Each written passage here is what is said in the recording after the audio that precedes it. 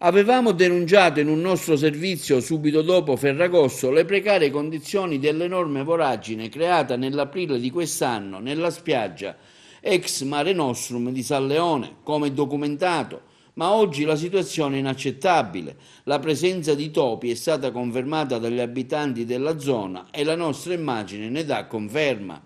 Girgenti Acqua era intervenuta per far fronte alla rottura di una tubatura fognaria che produceva liquami maleodoranti. Il ripristino del manto sabbioso non è stato mai eseguito e non si comprende ancora quale seguito abbia avuto la tanto attesa autorizzazione del demanio affinché ruspe e trattori possano avere accesso in spiaggia.